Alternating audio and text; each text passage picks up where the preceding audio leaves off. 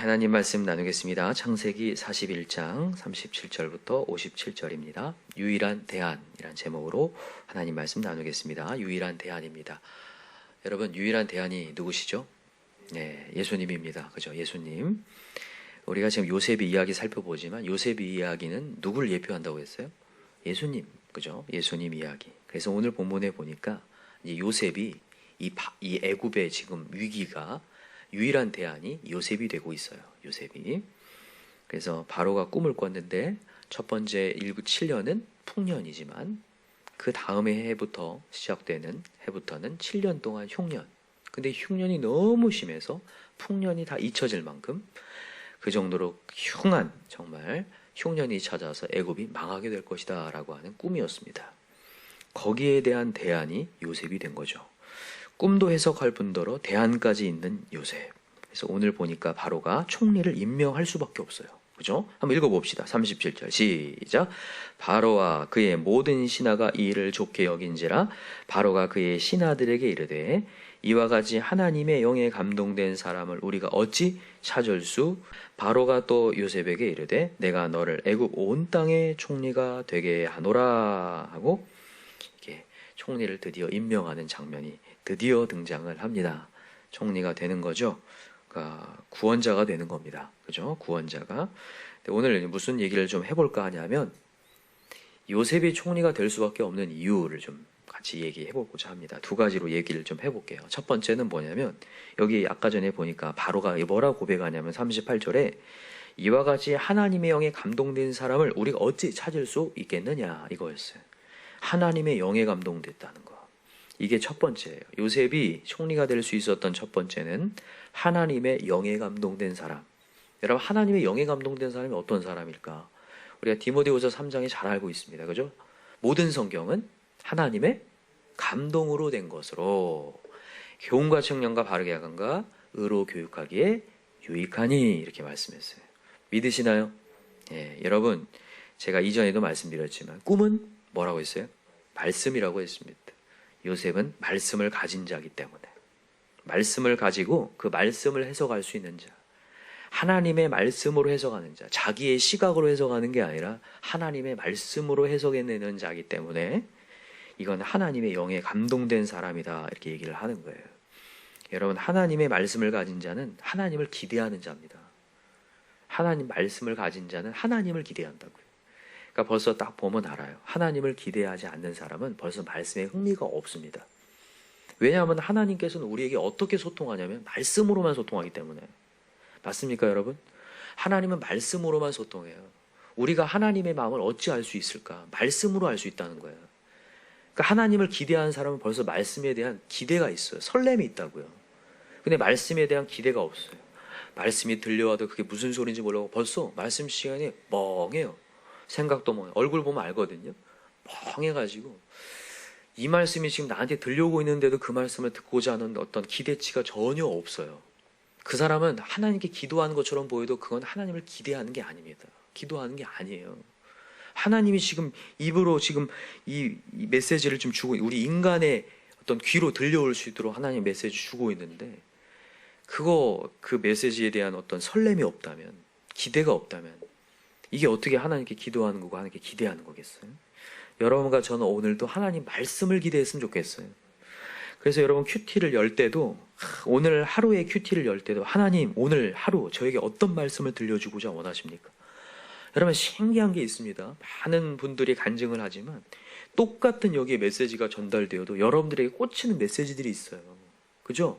오늘 하루에 여러분들에게 주는 메시지거든요. 이렇게 살아나라고. 어떤 관계 속에 어려워하고 있는데 오늘 말씀이 딱 들려오면서 여러분들이 살아나게 하는 하나님 메시지가 있어요. 여러분 그래서 그런 재미를 좀 계속해서 갖고 가셨으면 좋겠어요. 와, 하나님은 오늘도 말씀하시고 내일도 말씀하실 수 있는 분이구나. 우리가 어제도 우리 욥기서 살펴봤잖아요. 그죠? 하나님은 한 번 얘기하지 않죠. 또 얘기하셔서 우리를 정말 돌리고자 원하세요. 우리의 감정을 다시 한번 지배하기 원하신다. 하나님 말씀을 여러분 기대하시기 바랍니다. 중요한 게 있어요. 여러분 여기 하나님의 영을 얘기하고 있는데 하나님의 영은 뭡니까? 성령을 얘기하는 거잖아요. 이 성령에 여러분 이렇게 충만하더라도 성령을 소멸할 수 있다는 것을 알고 계셔야 돼요. 여러분 대표적인 예가 누구냐면 사울왕입니다. 여러분 사울왕이 하나님의 기름 부음을 받고 하나님 말씀이 임했어요. 그래서 암몬 자손이 쳐들어온다는 말씀이 있을 때 하나님의 영이 충만해집니다. 그래서 그 충만함으로 말미암아 이 소의 각을 떠가지고 뭐 각 지방에 보내서 한 군대로 모여가지고 이 암몬 자손을 쳐부수거든요. 놀라운 일이 성령으로 말미암아 일어나는데 이 사울왕이 언제부턴가 이 성령이 소멸합니다. 언제 소멸한 줄 아세요? 말씀이 순종이 안 될 때. 나에게 반복적으로 들려오는데 순종이 안 될 때. 그래서 이 사도 바울이 데살로니가 교회한테 하는 메시지가 있어요. 항상 기뻐하라, 쉬지 말고 기도하라, 범사에 감사하라. 이 말씀을 준 다음에 뒤에 하는 얘기야. 예언을 멸시치 말고 성령을 소멸치 말라. 이렇게 뒤에 얘기돼요. 그러니까 여러분 예언을 멸시치 말고 성령을 소멸치 말고 이렇게 하나거든요. 예언을 여러분 멸시하면요. 예언은 말씀이거든요. 여러분 모든 성경의 메시지는 예언이에요. 앞으로 우리가 되어질 것들에 대한 여러분 경각심을 주는 거거든요. 근데 그 예언을 멸시하기 시작하면 성령이 소멸한다는 거예요. 그게 사울왕을 통해서 증거되는 거죠. 진짜로 하나님의 영이 충만해서 암몬 자손을 물리칠 만큼 엄청난 강대한 담대함이 싹 사그라져 버립니다. 하나님의 말씀이 순종이 안 되니까. 아말렉 자손은 진멸하라고 했는데 진멸하지 않죠. 그 진멸에 대한 얘기 뒤에 17장으로 넘어가거든요. 17장부터 블레셋 군대 앞에서 발발 떠는 사울왕이 보여져요. 하나님의 말씀, 예언이 소멸되니까, 이 예언이 멸시되니까 성령이 소멸하고, 성령이 소멸하니까 그냥 보여지는 것에 의해서 모든 것이 발발 떨리고, 모든 상황에 불만이 나오고 원망이 나오고 다윗왕을 시기하면서 그거 쫓아다니다가 인생이 맞춰지는 거죠. 너무 비참한 인생으로 바뀌어요. 그렇게 성령을 맛본 사람도 하나님의 예언의 메시지를 멸시했더니 완전히 비극적인 인생이 되더라. 이게 사울왕을 통해서 보여져요. 그래서 여러분과 제가 뭐 해야 되냐? 영에 감동되었다 한다면 오늘도 여러분 말씀을 순종하면서 갑시다. 그럴 때 여러분 성령이 충만하게 역사해서요. 오늘도 이 상황이 삭제되고 하나님이 계시는구나. 하나님이 일하시겠구나. 놀라운 역사가 일어난다는 거예요. 여러분 그걸 믿으시기 바랍니다. 오늘 여러분 보세요. 이 요셉이 이제 총리가 된 다음에 이제 순찰을 하기 시작합니다. 그리고 나서 여기 뒤에 보니까 50절에 한번 보세요. 50절에 흉년이 들기 전에 요셉에게 두 아들이 나되 곧 오네 제사장 보디베라의 딸 아스낫이 그에게 낳은지라 라고 돼 있어요. 중요한 게 흉년이 들기 전에라고 이렇게 박스를 좀 해놓으세요. 50절 흉년이 들기 전에. 흉년이 들기 전. 여러분 흉년이 들기 전에 아들 낳았대요. 이게 의미하는 게 있어요. 여러분 하나님의 영에 감동된 요셉이 가잖아요. 흉년이 들기 전에 풍년으로 바뀐다는 거예요. 그래서 아들을 낳는데 첫째 아들 이름이 뭡니까? 51절에 므낫세입니다. 이 이름의 뜻이 뭐냐면 하나님이 내게 내 모든 고난과 내 아버지의 온 지비를 잊어버리게 하셨다며. 이 므낫세가 잊음이라는 뜻이에요. 여러분 흉년이 잊혀져 버려요. 여러분 요셉의 인생 자체가 흉년이거든요. 원래 13년 동안 여러분 풍년이라고 얘기할 수가 있습니까? 원래 인간적인 눈으로 보면 흉년이죠. 흉년. 그러나 여러분 하나님이 함께하니까 그 모든 게 잊혀져 버려요. 이 하나님의 영에 감동이 되면요 잊혀진다고요. 아시겠죠? 아까 제가 사울왕 얘기했지만 하나님의 영의 감동이 사라지니까 블레셋 같은 나라 앞에서도 발발 떨어요. 당시 아말렉보다 블레셋이 별로였거든요. 근데 아말렉은 쳐부실 수 있었고 암몬도 쳐부셨던 사울왕이 블레셋 앞에서 벌벌 떨어요. 아무것도 아닌. 근데 여러분 그것을 하나님께서 뭘 보여주냐면 다윗 같은, 당시의 다윗은 소년이었습니다. 소년에 의해서 골리앗이 물리쳐지잖아요. 그게 이렇게 대비되면서 보여주는 거거든요. 야, 하나님의 감동이 사라지니까 저렇게 소년도 할 수 있는 일을 못하게 된다는 것을 보여주는 장면이거든요. 근데 여기서 이게 등장하는 거예요. 므낫세를 보면서 그렇구나. 하나님의 영에 감동된 사람은 흉년 삶을 사는 것도 하나님의 영으로 풍년으로 바뀌는 거야. 모든 게 있게 되는구나. 그러면서 차남의 이름 52절 보세요. 차남 시작. 차남의 이름을 에브라임이라 하였으니 하나님이 나를 내가 수고한 땅에서 번성하게 하셨다 함이었더라. 에브라임 이름은 뜻이 뭐냐면 번성이란 뜻이에요. 하나님이 있게 하시고 풍년을 주신다. 이게 뭘로 가능하냐? 하나님의 영으로 가능하고 말씀으로 가능하고 오늘 말씀에 순종할 때 가능하다는 거예요. 오늘 여러분과 제가 하나님이 들려오는 오늘의 메시지 한 걸음 순종합시다. 오늘 미워하지 말고 사랑하라고 했으면 여러분 사랑하시면 될 줄 믿어요. 오늘도 기도하라고 하면 하나님께 무릎을 꿇으면 될 줄 믿습니다. 오늘 아무것도 염려하지 말고 맡기라고 하면 맡기면 될 줄 믿어요. 우리 조금 단순하게 가십시다. 그럼 하나님 역사할 줄 믿어요. 오늘 사실 이 요셉이 총리가 될 수밖에 없는 이유가 첫 번째가 하나님의 영이라면 두 번째는 뭐냐면 하나님의 훈련을 거쳤다는 거예요.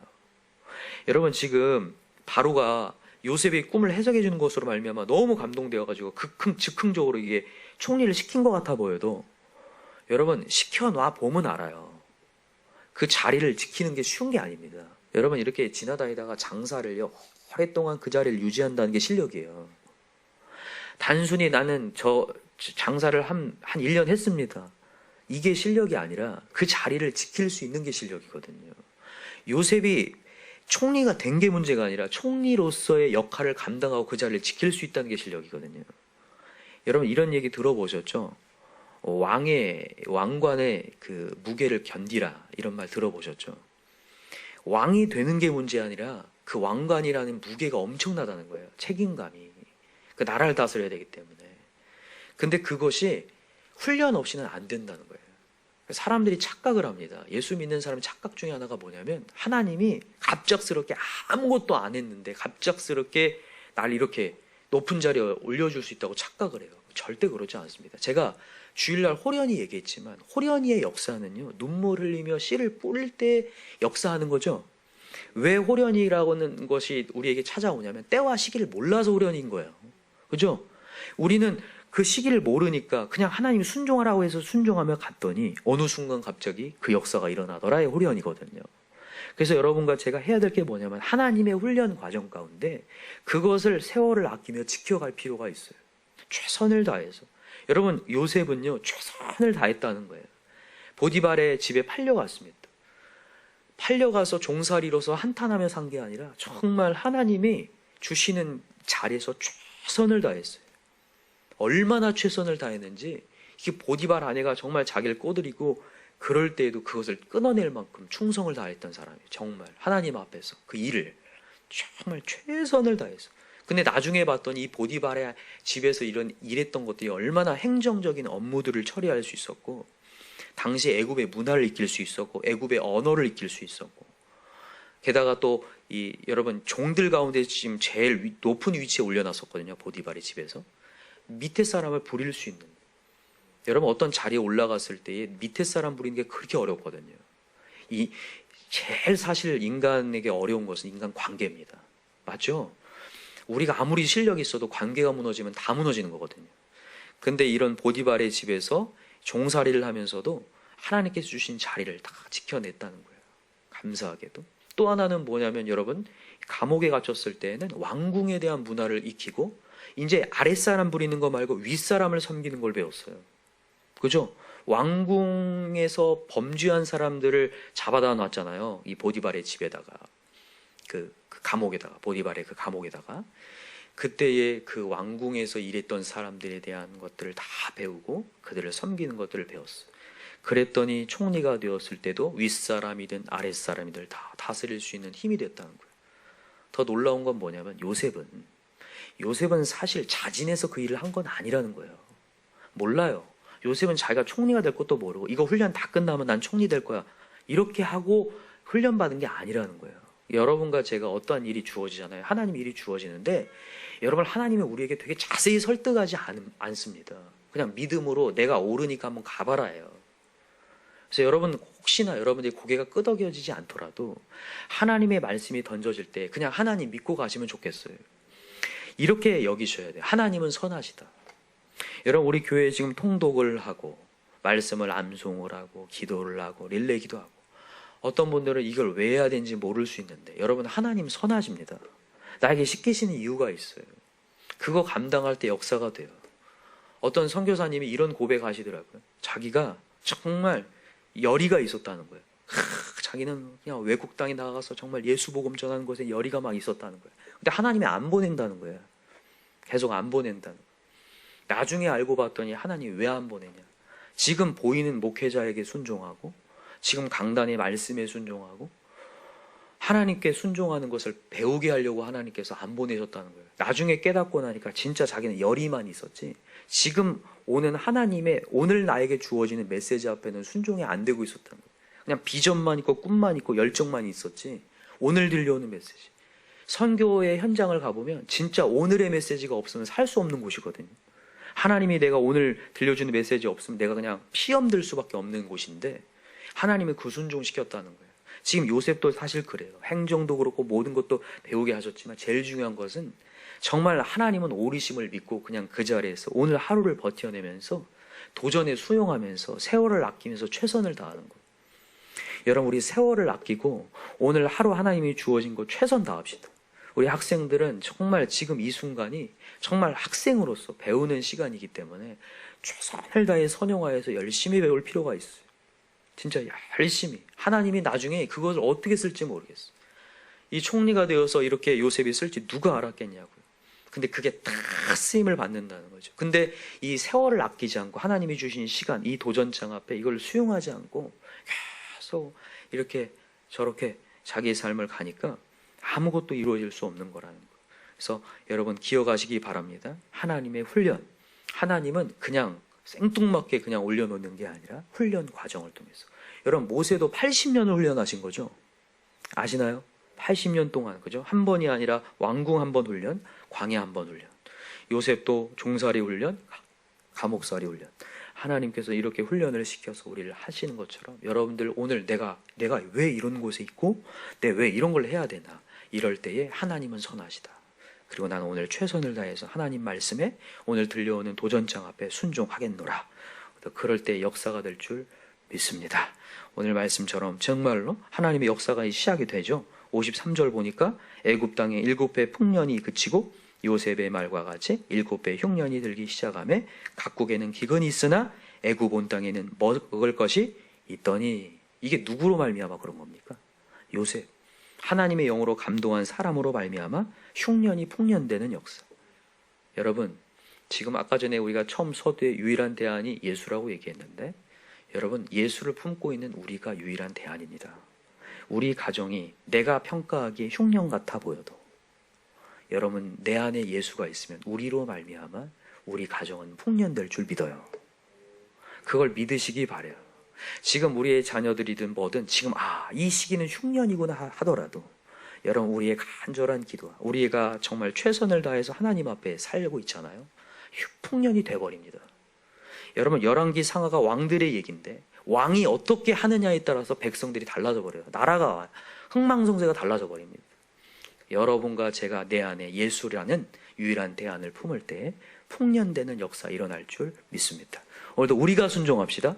우리가 한 걸음 순종하고 하나님께 나아가서 성령을 소멸치 않도록 오늘도 간절히 구하는 저와 여러분 되기를 간절히 기도합니다. 기도합시다. 이 시간에 우리 간절한 마음으로 기도할 때 하나님께서는 요셉이 총리가 될 수밖에 없게 만들어 주셨습니다.